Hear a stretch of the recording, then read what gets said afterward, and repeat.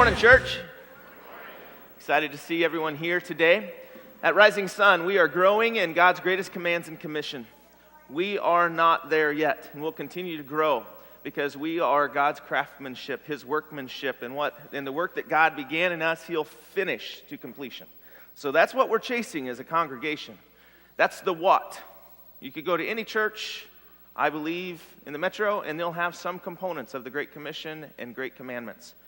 As Rising Sun, we landed a couple of years ago now, I guess it's been, on what our mission is, which is to grow in God's greatest commands and commission. The how we do that is our vision. And we are going to build family legacies rooted in the Word. So this church is all about family.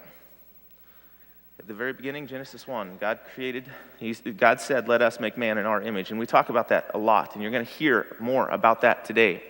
Today, you're going to hear a guest speaker. His name is Brent Whitney. Many of you are familiar with Brent. Brent is an elder of our congregation, and I just want to share with you what Paul said to Timothy in his first letter.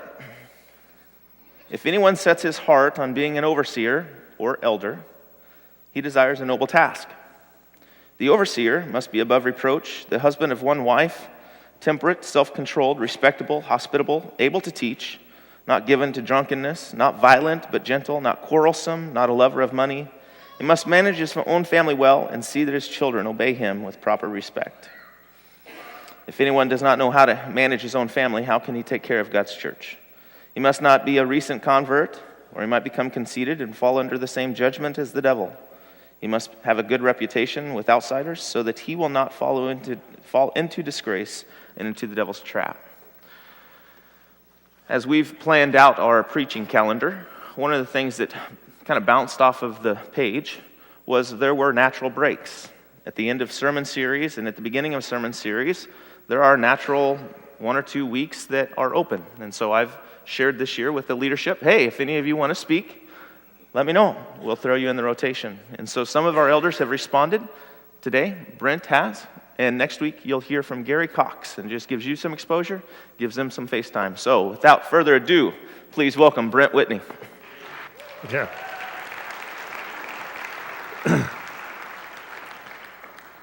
I need to start with two people this morning. It was a trip to Dallas here a couple of months ago, and I'm riding with Bill Quinn, and Bill prompted that. He was pumping this. Elders ought to be up front. They ought to be talking once in a while. So Bill had a chance to prime that. And to my wife in the back, when she heard that I was going to speak, she told me, you realize that you're not going to be able to talk that long. You're going to have to shut up. So if you see Terry doing this in the back, that means I'm just supposed to leave. So Steve started that a little bit today, and I kind of wanted to recapture it. After going to Dallas and Lake Point Church, dealing with family ministry, it kind of reignited some things for me again. And the shift to family ministry was a philosophical change that the leadership in the church made 3 years ago to bring Steve here. That was part of that. And through that process of bringing Steve, the elders had spent a lot of time in understanding what family ministry was. Steve had actually ministered to the leadership within this church and kind of planted those seeds, cultivated that garden a little bit, and brought that to some fruition of wanting to change how we approach, how we look at, how we do church. So it isn't that family ministry is the next little program and it's something that we do off to the side. It's really about how we look at church. We still need to do church, but how we do it, everything that we look at and everything we approach here is starting to come through a family ministry lens. We've shared a lot of that, and we've talked about it, and one of the things that keeps coming up at this Dallas conference is repeating things, and they talk about the law of seven and mentionings and making sure that you're talking about it enough.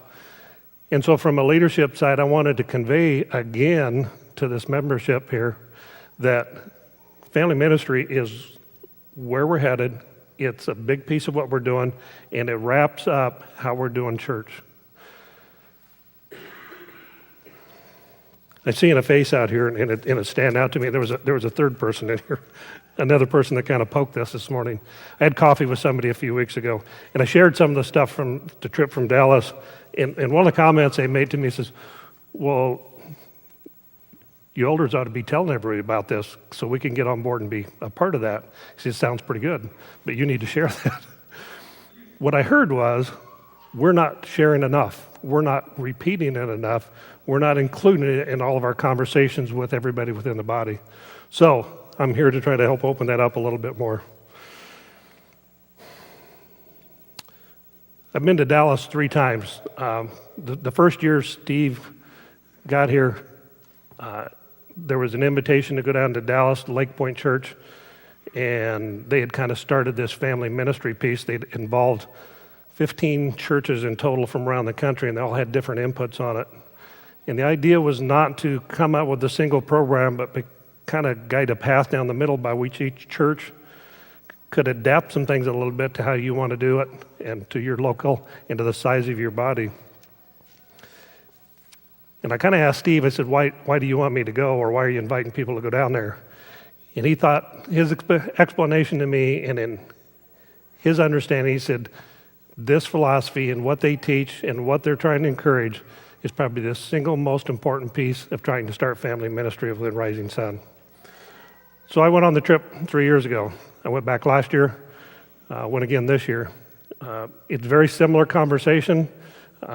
You hear a lot of the same things, but what I find is anything that you go to that you're trying to learn, you kind of get the core of it, but there's bits and pieces that you pick up around that. I want to share a little bit of that with you today. The first session that they have down there, Kurt Bruner speaks, and he starts talking a little bit of the case of why family ministry is important. And I wanted to share some of what they're finding. And they've done a lot of studies, and I'm working off my notes that I'd made through the conference. And I've heard this first one, he talked about it. The teens today cannot articulate what they believe. So the ones in the church that are around Christianity and hear the word aren't able to articulate that. And as I was going back through the notes, I was listening to a comment that one of my sons had made to me. He'd had a conversation with a young lady that went to church. And as they were talking about faith and where that kind of landed and where she was at, she was unable to explain any of what it was that she believed. So it kind of rang true that as I'm hearing these things at this conference, I'm seeing applications within our own life. The other point they brought up, God is someone to call on when you're in trouble. It's not a daily life. It's not how we live and approach things. But God is somebody that when things get bad, that I go look for to help. There was a comment he had made as I was going through my notes. This jumped off the page at me again because leadership's been working through a book here about how to grow leadership within Rising Sun and within the body. And Kurt Bruner made the comments as adults in the church, we get what we are. So if we're looking to reap anything out of this, what will come is who we are. In this leadership book, John Maxwell has written dozens of books. He wrote this chapter in it, and one of the statements, and just as I was reading through my notes, picked back up with this, is, if I don't live it, I won't teach it. I won't try to export what I don't possess. As leaders, we teach what we know, but we reproduce what we are. And as I think about us as a body and the things that we try to achieve, and the things that we're working towards, and the things that we're trying to put into place, we will achieve no more than what we are, what you see today. And what you see in the local body, what you see within your own local family, what you see within your own marriage, what you see within your own personal life, that is what we will reproduce.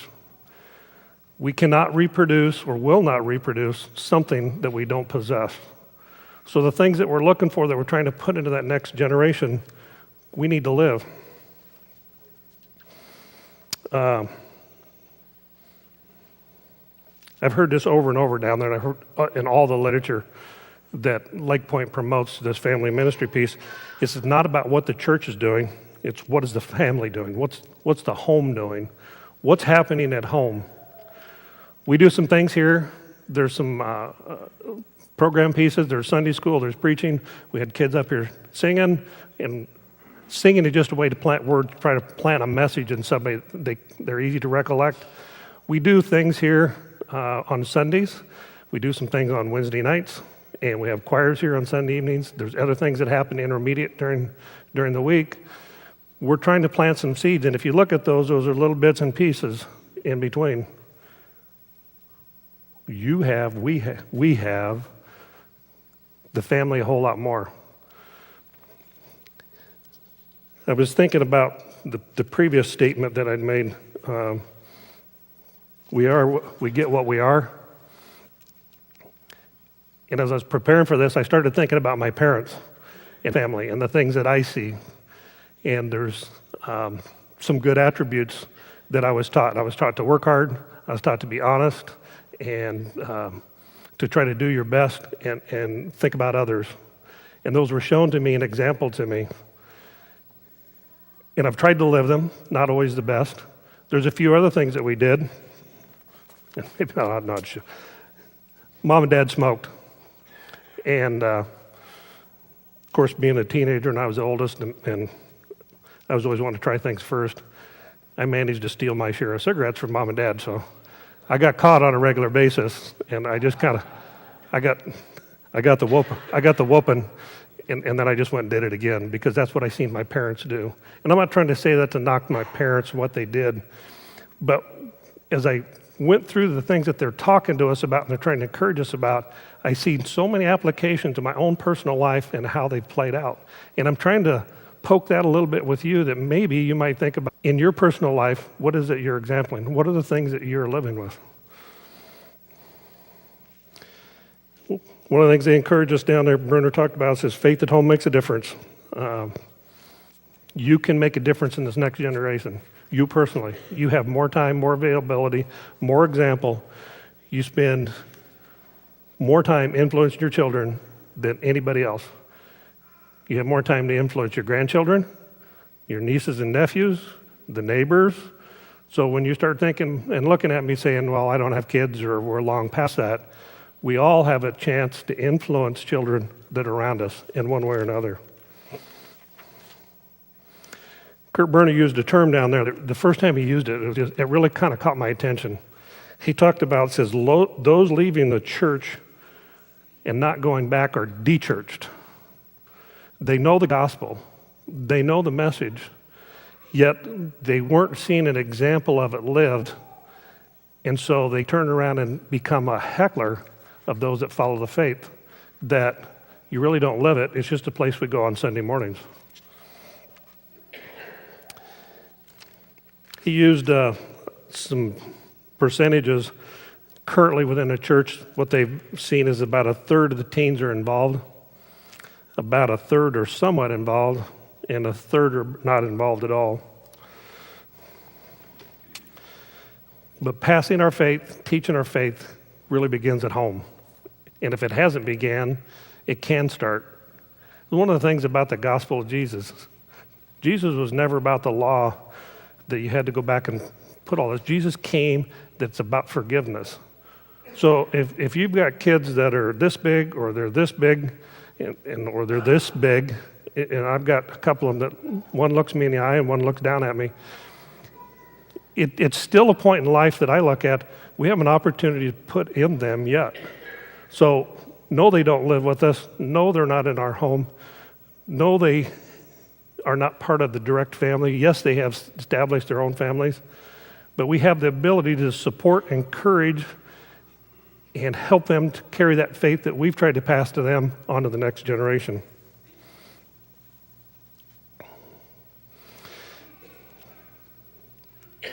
One of the things they've talked about, and we've tried to do here, we're trying to pick up, we're trying to be intentional. Home Point is one of the places that we're trying to connect that through. There's a lot of talk, and I don't want to, this is kind of a touchy subject for some. Why do you build Home Point? We're talking about trying to pay off debt. We're trying to get some things down so we can go do ministry. Home Point is really kind of the key for all of family ministry. Home Point is a connection point to be able to connect families, people here with the resources that are within the body. So in Home Point, there are things, and I grabbed a few of these that I've been talking about. There's a pointer card on addictions, honey-do list for romance. This is for the guys. This is the guys where I don't have to think. There's directions right on the back. All I got to do is follow it. Marriage and a date night. There's two of them on here. One that was written here said, "I'm almost home, I'm not dead yet." There are other ones in here. Older children, how to share with. Marriage and a date night. Blending families. Single parents. Difficult marriage. You're single. Well, not every one of these is a crisis. This is just life. If you were to go into Home Point and just read the subjects that are on the wall, they're life. And you've seen those either within your family or close enough within your family to know that those are subjects that are here with us. So it is not just a crisis. Yes, they happen, and yes, if something's going on in your life, not everybody wants to get up and go jump down and say, "I'm having a difficult marriage, I'm having trouble at home, and it's hard to hold together," but you're looking for something, but that's real. Everybody here that's married, if I ask the question, is it a little bit of a roller coaster, and there's been times within your marriage it's always not quite so pretty, you probably wouldn't stick your hand up, but everybody here could help with that has been married. Single parenting is a part of life today. Satan has attacked what I think is the most important thing that God has created. And I'm going to share a little bit here in a few minutes. But Satan has tried to attack what God has created and considered probably the most sacred piece, and that's marriage and family, because it talks about relationship. So we live life. The other part that they talked about was we're becoming a child-free culture. And as they spoke about this, I thought about, again, what's going on in our family, what's going on in our own life. And I'm going to talk about us a little bit, so I don't give Terry too bad of time here. Terry and I got married a little bit later. We weren't married in our early 20s, it was late 20s. We didn't have kids until we were in our 30s. Pushed that having kid piece back. And in our time and what we grew up with, kind of the pressure was to have two. You can have some control over that. So it was two kids. So we fell into all of that, and as I look back at some of that, I'm thinking it wasn't a bad deal, but I'm not sure that's everything that God has planned for. And as they started giving us some percentages and some statistics, they started talking about kids today that are raised in the church, 70% are leaving the church. So there's a point in life where they come along and you're raised and they're in your home, and while they were part of our house, it was you go to church. That's just, if you like eating here and you want to sleep in this place, we're going to church on Sunday.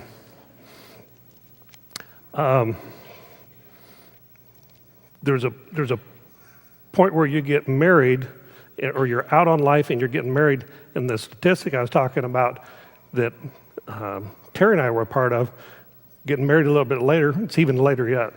And having kids are even later yet. And having kids is almost an option.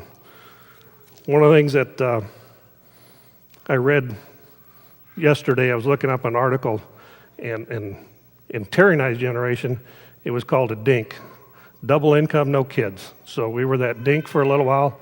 We were both working. There's a term in China, this is not just in the United States, but within China, there's a term that's double income pets. There's no kids.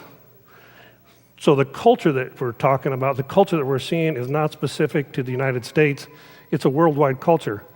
Within China, in the article that I was reading about, had the idea of not having children has so impacted them that they have changed their policy about children, and they're trying to open that back up because they've realized that if they don't have enough kids, there's not going to be anybody there to keep that economy and keep that country going on what it's doing. That's also happened in Russia, is what they were sharing with us. There was one in Thailand that they talked about that it is, the government has recognized there's such an impact with no kids or adults not having kids within the culture.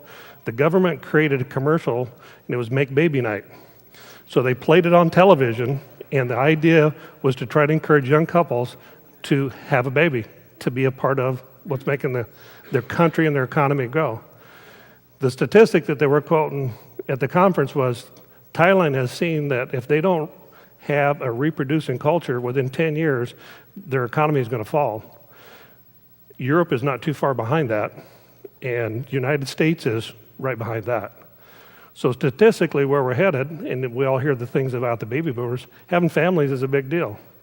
So if you're here today and you've brought kids today, I applaud you for passing on to the next generation and growing the next generation.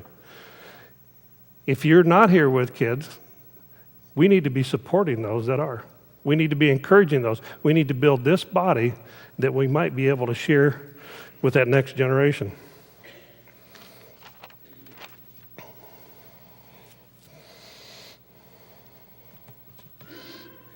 One of the notes that I had in there that Kurt Bernard talked about, and you know, you can find whatever, I'm single again, or how do you blend families, or with life, if you're living life, there is some kind of crisis that's happened. I would be hard-pressed, I think, to find anybody in the room today that would say at some point during some part of your life, there has not been a crisis. If you're married or been married, you understand that there has been crises in life, and they're just normal. And it's not a huge thing that happened just to me. It's part of living life. And I was sharing that with somebody the other day is, God has not got a curse on you. God's not trying to whack you with a stick. God's not trying to do these things. This is part of just living. And everybody has some tough times in their life, and who do you lean on? Your kids are seeing that. When you go through the crisis, when you go through the tough times of life, your children see who it is you lean upon. I had a friend that I worked with when I was going through cancer, and she was struggling with some health issues, and we talked a little bit later after things had kind of settled down a little bit. And it was just the two of us, and she told me, she says, the difference between you and I was, she said, when you found out you had cancer, she said, you reached to God. She said, when I found out that I had this, I reached out to the doctor. Who will you example to your children? I've only got a few minutes left, and I still have all of these. Chris was giving me a bad time if I was going to run 45 minutes. I wanted to share a couple of things in here. In the book of Genesis, in the beginning, in chapter 1,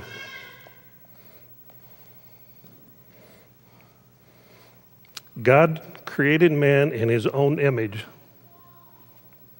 In the image of God, he created him. Male and female, he created them. God doesn't speak a whole lot. I mean, there's things he says through the Bible, and particularly when you get in the New Testament, it doesn't speak a whole lot. I've always kind of watched when there's direct things that God is talking about to catch my attention, and then if you notice, this gets repeated. So God created man in his own image, period. And then he turns around and repeats this. In case you didn't get this, In the image of God, he created them. So he makes a statement, and then he turns around and repeats it. You, we, me, we're all the image of God. God blessed them and said to them, be fruitful and increase in number, fill the earth and subdue it. Before he tells us what to do, he blesses us. And it was more of a blessing, not just for Adam, but it was for mankind. We've been blessed. God has put a blessing on us at the beginning of creation to create family, to create another generation to come behind us. This gets repeated a couple more times, and they've never really kind of stood out to me. In the 5th chapter of Genesis, it goes back and recaptures a little bit of it. It says, when God created man, he made him in the likeness of God. He created them, male and female, and blessed them, and they were created. He called them man. And when when they were created, he called them man. He repeats it again. Then as Noah gets off the boat, God said, Noah and his sons with him, he said, I now establish my covenant with you and your descendants, every living creature. Wrong one.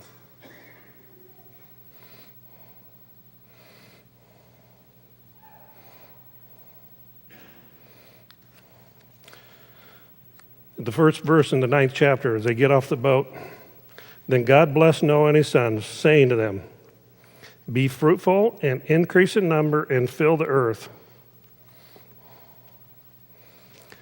It's repeated, it's repeated, it's repeated. We're supposed to be here to turn around and grow the next generation. God has not accomplished that which he's looking for yet.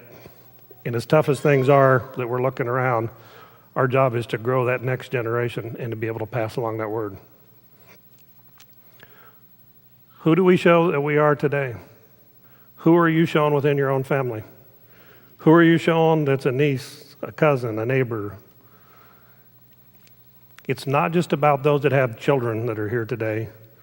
Family ministry is about what we as a body, Christ's body, do within our community where we're at today.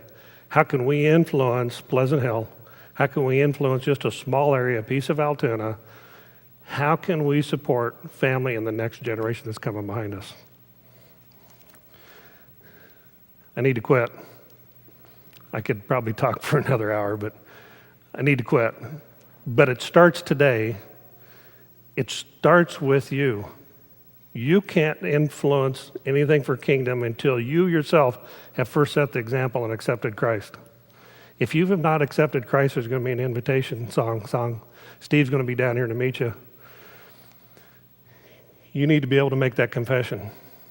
If you've been coming here for a little while and you have seen part of this body and you keep coming back, I would encourage you to say, I want to be a part of this. I want to be a part of changing the culture and the community that we live in today. You can be a piece of that by being part of this body. So if you've not placed membership, that might be a time to poke your heart a little bit and get to think about it. Steve will be down here to meet you. Chris, it's all yours.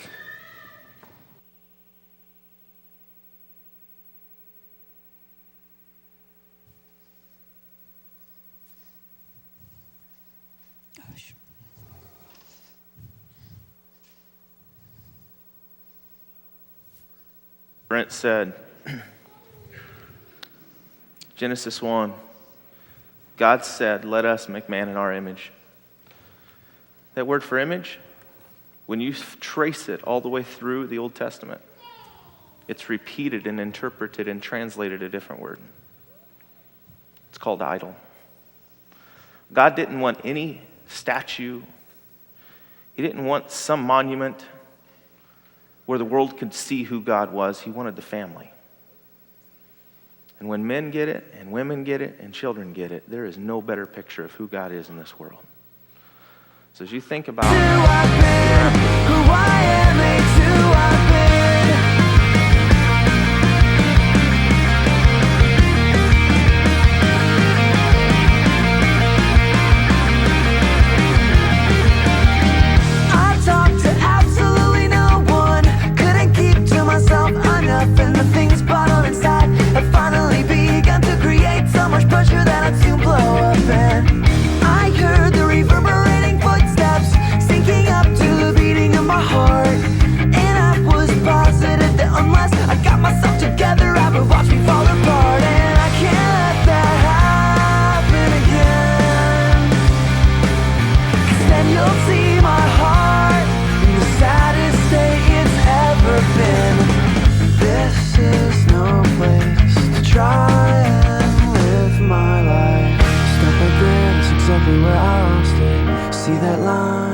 never should have crossed it. Stop right there, I never should have said that. It's the very moment that I wish that I could take back.